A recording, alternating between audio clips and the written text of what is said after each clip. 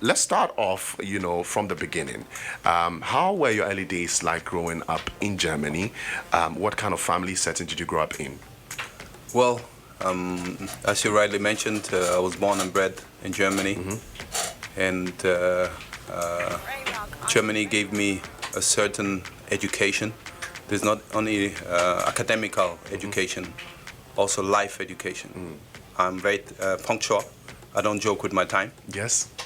This is key for me. I don't want people to wait for me, but I also don't like to wait for people. Yeah. So people in my environment know, or who know me, they know who work with me. They know 9 o'clock is 9 o'clock. It's not 9-1. Nah. It's not 9-2. So this is very important for me. This is how I grew up. This is what my father taught me. This is what my mom taught me.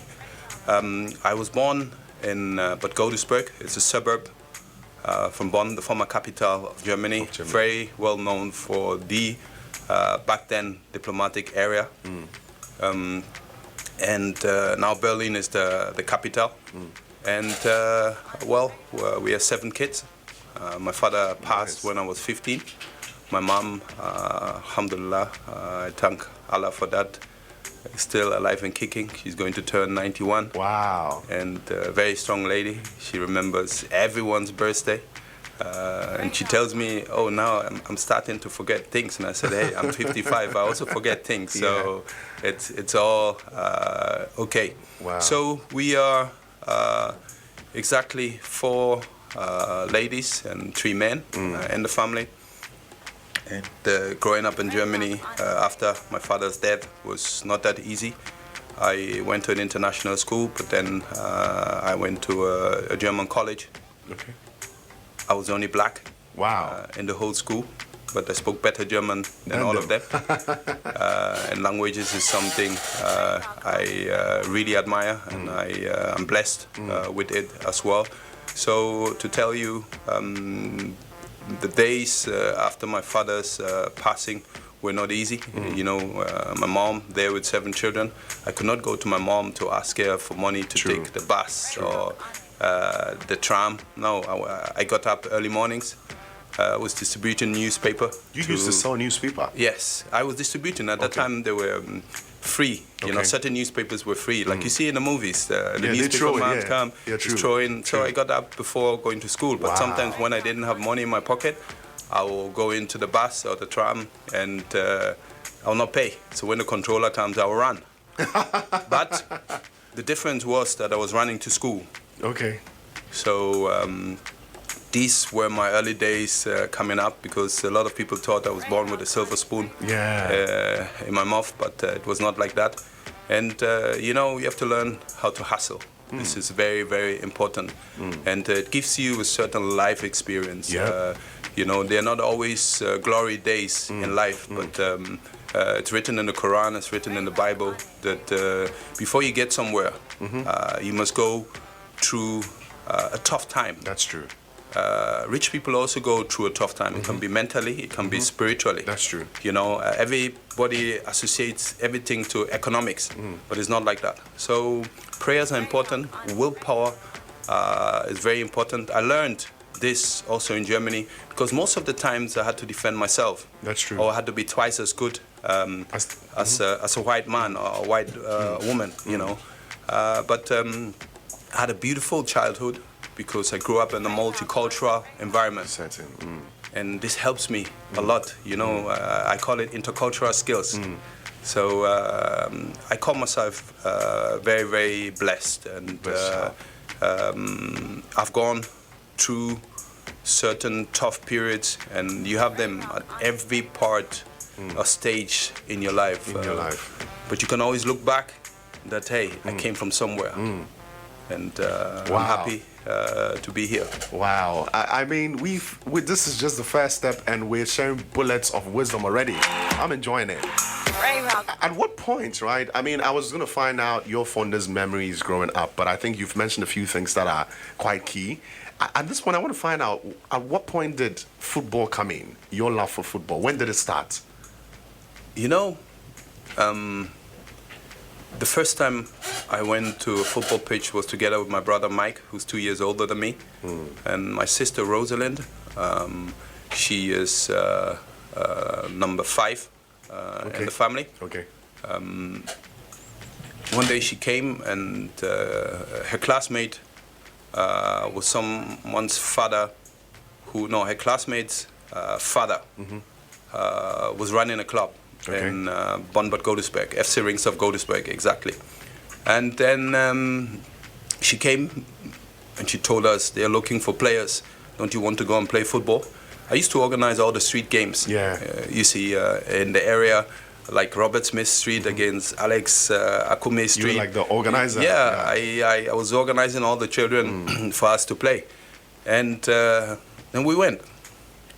We went there just with some trainers. We didn't even have football shoes.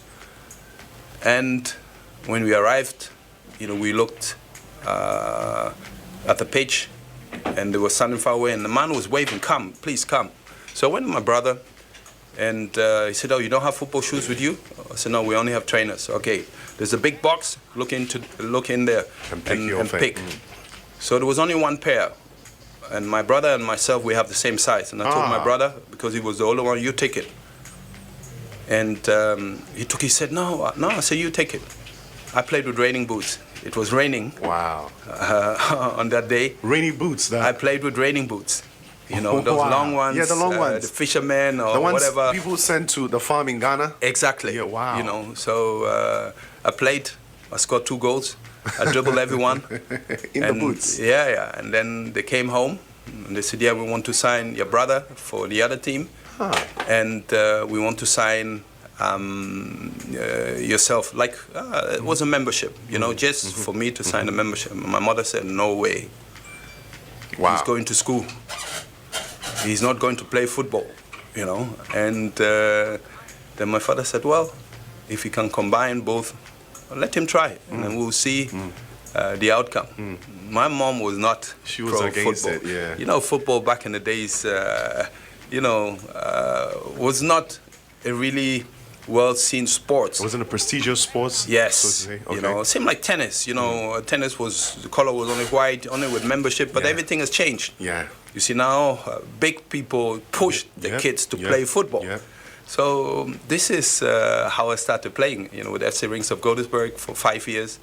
And then I went to Cologne and signed for the youth team over there. My mother again, because it was like from here to Tema. Yeah.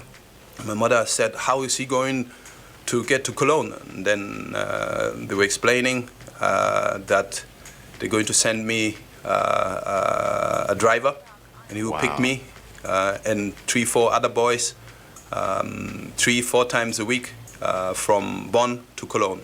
So this is how. That's where it started from. Yeah, this is where it started. But I mean, now that we speak, were you the only one in the family that pursued football professionally, or any of the other brothers also joined in, or they dropped it? My brother stopped after 2 years. Okay. He went a bit to athleticism, but then he also stopped. And I think I am very persistent and very focused. If you tell me I can't jump this wall, I said maybe I will not jump it today. Will you jump it tomorrow? No, or tomorrow next. Okay. You see, and this is how I am. When you tell me no, you can never do it, because even in my club in Godesberg, some didn't believe that I would make it with FC Cologne. But at the end of the day, in 1983, I signed my first professional contract, thanks to Christoph Daum, who discovered me. And my first professional coach was Rinus Michels, the legendary Dutch coach. So this is how everything started. Everything started. I want to find out, right?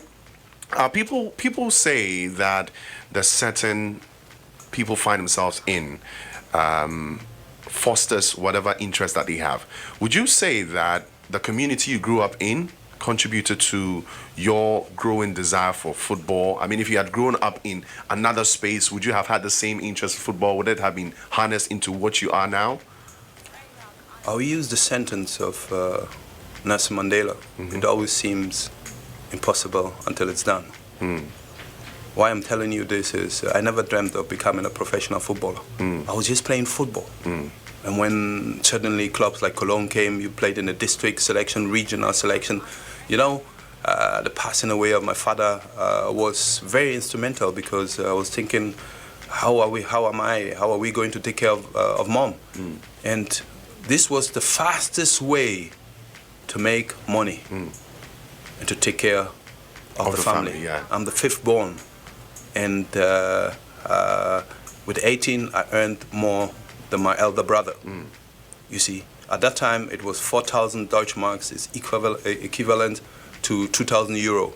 Okay. It was standard for 18 years old boy. I'm not talking about the sums of today, which is okay, legitimate. This is how the market is, you know. But I believe it was destiny.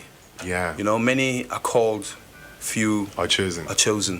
So it was destiny, and alhamdulillah, I thank Allah for that.